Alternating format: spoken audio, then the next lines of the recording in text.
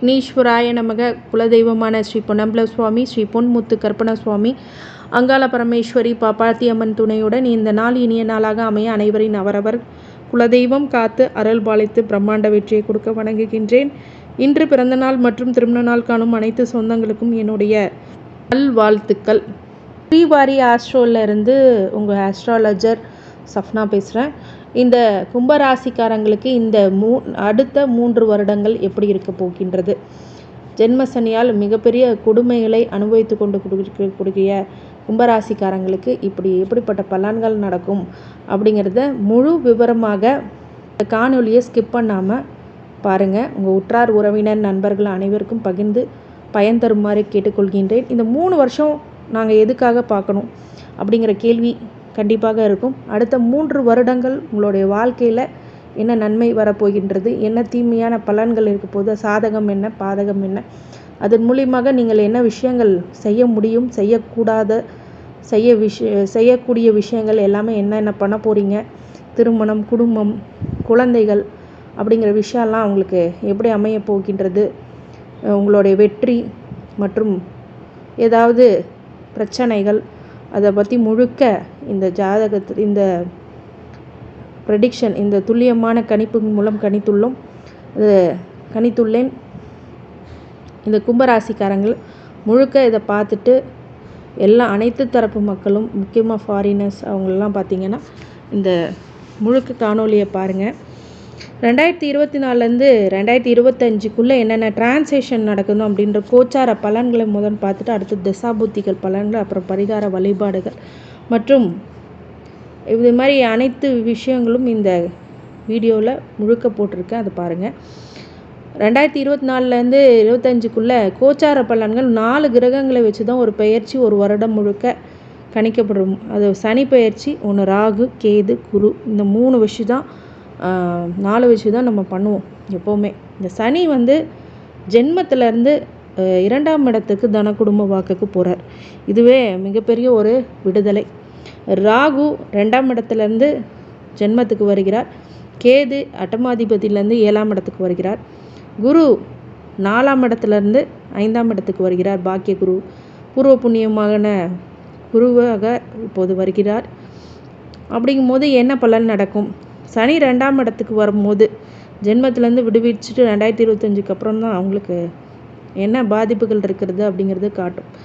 இந்த சனி 2ஆம் இடத்துலேருந்து தன்னுடைய பார்வை பலனால் 4, 8, 11 பார்க்குறதுனால இந்த காலகட்டங்களில் எதில் கவனமாக இருக்கணும் அப்படின்னா, தாயோடைய அனுகூலம் கிடைக்காம போகலாம். தாயோடைய விஷயத்தில் உங்களுடைய ஹெல்த் இஷ்யூஸாக ஆகலாம், இல்லை உங்களுக்கு சப்போர்ட் பண்ணாமல் போகலாம். ஓகேங்களா? அதே மாதிரி உங்களுடைய சொத்து சுகத்தில், வருமானத்தில் அப்படிங்கிறதுல வம்பு வழக்குகளை ஃபேஸ் பண்ண வேண்டியதாக இருக்கும். 8ஆம் இடத்தையும் பார்க்குறதுனால அசிங்கம், அவமானம், கொடுக்கல் வாங்கல பிரச்சனை, ஜாமீன் கையெழுத்து போட்டு மாட்டிக்கிறது, இல்லை பணம் வட்டிக்கு போட்டு ஏமாந்து போகிறது அப்படிங்கிற விஷயம்லாம் இந்த காலகட்டத்தில் பாதிப்புகளாக வரும். லாபத்தையும் கெடுக்கிறார் பார்க்குறாரு அப்படிங்கும்போது அந்த லாபத்தையும் உங்களை தடை பண்ணுறார். அப்படிங்கும்போது அதுவும் உங்களுக்கு கஷ்டத்தை கொடுக்கும். ராகு 2ஆம் இடத்துலேருந்து ஜென்மத்துக்கு வர்றது அவ்வளோ விசேஷமான பலன் இல்லை. ஏன்னா ஜென்ம ராகு வனவாசம் மாதிரி இருக்கும். ராகு தலை மேலே உட்காந்துருக்க மாதிரி இருக்கும். நெற்றி போட்டிலையோ இல்லை இந்த முக்கியமான இடத்துலையோ அடிபடுறது அப்படிங்கிறதெல்லாம் நடக்கும். அதனால் தலைப்பகுதியில் கொஞ்சம் கவனமாக இருந்துக்குங்க. அதே மாதிரி வெளியில் போகிற வண்டி வாகனத்தில் ரொம்ப கவனமாக இருங்க. முடிவெடுக்கிறதுல கவனமாக இருங்க. ஒரு பக்கம் போகிறீங்க அப்படின்னா நல்லதுன்னு நினச்சா போங்க, இல்லை கெட்டதுன்னு நினச்சா போகாதீங்க. கேது 8ஆம் இடத்து அஷ்டம கேதுலேருந்து அது ஒரு ரிலீஃபை கொடுக்குறாரு. 7ஆம் இடத்துக்கு கேது வந்தாலும் திருமண தடையை உருவாக்கிடுவார். உங்கள் பிஸ்னஸ் பார்ட்னர் மூலமாக ஒரு சில பிரச்சனைகளை கொடுப்பார். இதெல்லாம் இந்த நேரத்தில் சரிங்க. இதெல்லாம் நெகட்டிவாக சொல்கிறீங்க அப்படிங்கிறது பலன், கோச்சார பலன் இந்த 3 கிரகங்களுக்கும். ஆனால் குரு 4ஆம் இடத்துலேருந்து 5ஆம் இடத்துக்கு பூர்வ புண்ணியத்துக்கு வரும். இதனால் என்ன நடக்கும் அப்படின்னா, புத்திர பாக்கியம் கிடைக்கும். திருமணமானவர்களுக்கு புத்திர பாக்கியமாக கிடைக்கும். புத்திரத்து வழியில் மகிழ்ச்சி கிடைக்கும். சரிங்க. அது பார்க்குற பார்வைக்கு பலன் அதிகன்ற அடிப்படையில் 9, 11 உங்கள் லக்னத்தையும் பார்க்குறாரு. பாக்கியத்தையும் கொடுக்க போகிறார். நல்ல பூர்வ புண்ணியத்தில் நீங்கள் பண்ணக்கூடிய எல்லா நன்மைக்கான பலனும் கொடுப்பார். அதே மாதிரி உங்களுடைய மூத்த சகோதர வழியிலும் லாபத்தையும் அதிகமாக கொடுப்பார். லக்னக்காரங்களே, ராசிக்காரங்களே டைரெக்டாக பார்க்கறதுனால உங்களுக்கு சுபிட்சமும் வாழ்க்கையில் என்னென்ன தேவையோ சொல்வாக்கு செல்வாக்கு எல்லாமே அதிகரிக்கக்கூடிய விஷயங்களாக இந்த குரு செயல்படுவார். 2026 சனி 2ஆம் இடத்துக்கு இருக்கார், ராகு முதல் இடத்துல இருக்கிறார் ஜென்மத்தில், கேது 7ஆம் இடத்துல. அதே நிலைமை 2025 26 கண்டினியூ ஆகும். குரு மட்டும் 5ஆம் இடத்துலேருந்து 6ஆம் இடத்துக்கு வரார். 6ஆம் இடத்துக்கு வரும்போது என்ன பார்வை பலன்கள் இருக்கும்? இதே பலன் தான். 2ஆம் இடத்துல தன குடும்ப வாக்கில் கொஞ்சம் பிரச்சனை இருக்குது, ராகு பிரச்சனை இருக்குது. ஆனால் குரு மட்டும் 6ஆம் இடத்துக்கு ரோக குருவாக வரும்போது கடனை வம்பு வழக்குகளை எதிரியாக அதிகம் பண்ணி விட்டுருவாருன்னு பயப்பட தேவையில்லை. பார்வை பலன் நன்மை செய்யும்ன்ற அடிப்படையில் உங்கள் தொழிலில் 10ஆம் இடத்தையும் 12ஆம் இடத்தையும் 2ஆம் இடத்தையும் பார்க்குறேன். அப்படிங்கும்போது தொழில் நல்லபடியாக அமையும், விரயம் சுபவிரயமாக ஆக்கும். 2ஆம் இடத்தையும் பார்க்கும்போது தன குடும்ப வாக்குன்னு ரொம்ப நன்மை அதிகம் அளவுக்கு ஏற்படக்கூடியதாக இருக்கும். அடுத்தது 2027 சனி 2ஆம் இடத்தையும், ராகு 12ஆம் இடத்தையும், கேது 6ஆம் இடத்தையும், குரு 7ஆம் இடத்தையும் இருக்கும்போது குரு 7ஆம் இடத்துக்கு வர்றாரு அப்படின்னா என்ன ஆகும்? ராகுவும் 12ஆம் இடத்துக்கு வந்துடுறாரு. சுப விரயங்களை கொடுக்கக்கூடிய இடத்துல கொஞ்சம் தூக்கமின்மை அப்படிங்கிற பிரச்சனை எல்லாம் வரும். கேது 6ஆம் இடக்கும் போது கொஞ்சம் வம்பு வழக்கு அப்படிங்கிறதுலாம் இருக்கும். சில பேர் நோயோடைய கடுமைகள் இருக்கும், எதிரிகள் உருவாகிற மறைமுக எதிரிகள் உருவாகிறதுனால கோயில் வழிபாடு அப்படிங்கிற விஷயத்தில் கவனமாக இருங்க.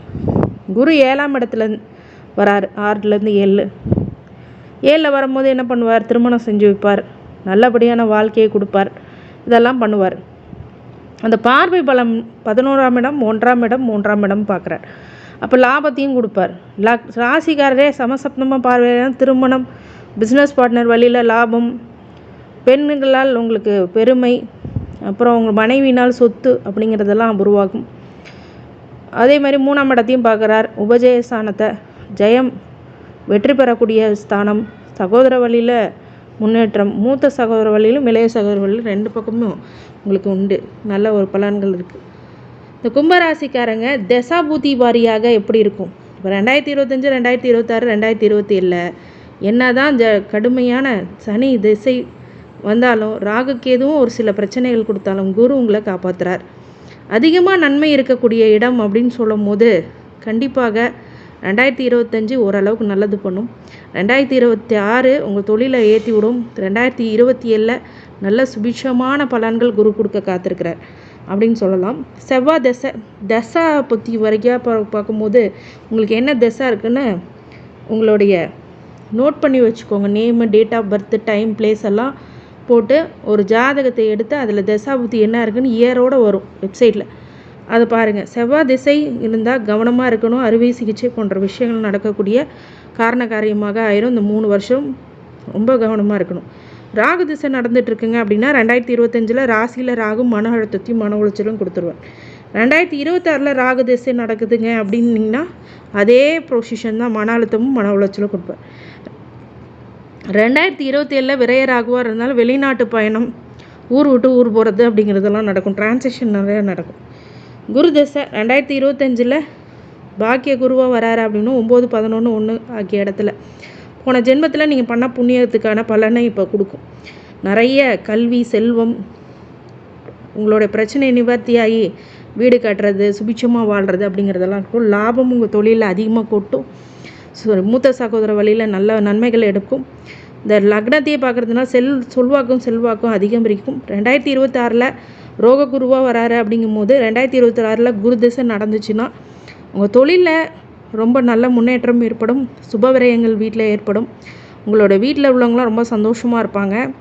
அதே மாதிரி நிறைய நல்ல விஷயங்கள்லாம் இந்த காலகட்டத்தில் நடக்கும். 2027 7ஆம் வீட்டில் வராரு குரு.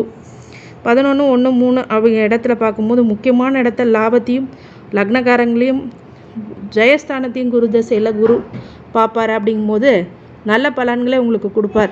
திசை 2025, 26, 27 தன குடும்ப வாக்குஸ்தானத்தை சனி பார்க்குறாரு. அப்படிங்கிற அடிப்படையில் 4, 8, 11 பார்க்குறாரு. அப்படிங்கும்போது அசிங்க அவமானம் இல்லை வீடு மனை பிரச்சனைகள், வண்டி வாகனத்தில் இரவு நேர பயணங்களை தவிர்க்கிறது ரொம்ப நல்லது. லாபத்தை கொடுக்க மாட்டார், கொஞ்சம் நஷ்டத்தையும் கொடுப்பார். புதன் திசை வீண் வம்பு வழக்குகள் ஏற்படும். கேது திசை நடக்குதுன்னா அஷ்டம கேது, கலத்திர கேது 2025 26 இது ரொம்ப பெரிய நல்ல பலன்கள்லாம் கொடுக்காது. 2027 ருணரோகத்தில் கேது இருக்கிறதுனால நோய் கடன் எதிரியை உருவாக்குவார். சுக்கிர திசை கொஞ்சம் கவனமாக இருக்க வேண்டிய திசை. அந்த திசையும் நீங்கள் கடந்து போயிட்டிங்கன்னா மிகப்பெரிய நற்பலன்கள் ஏற்படும். கும்பராசிக்கு இந்த வருடம் நல்ல வருடமாக இருக்கணும் அப்படின்னா சனி ஹோரையில் சனிக்கிழமையில் ஆஞ்சநேயர் வழிபாடு, வெற்றிலை மாலை சாத்தி வழிபடுறது அப்படிங்கிறது சனி ஹோரையில் ரொம்ப நல்ல பலன்களை கொடுக்கும். குலதெய்வ வழிபாடு முக்கியமானது. இந்த கும்பராசிக்காரங்களுக்கு அனைத்து ஐஸ்வர்யங்களும் சகல சௌபாக்கியங்களும் மன நிம்மதியும் மனோதைரியத்தையும் கொடுக்க வேண்டும் என்று என் பெருமான் மகா ஈஸ்வரனை வேண்டி வணங்குகின்றேன். வாழ்க வளமுடன். திருச்சிற்றம்பலம். ஸ்ரீவாரி பெருமாளை வேண்டி வணங்குகின்றேன். வாழ்க வளமுடன். நன்றி.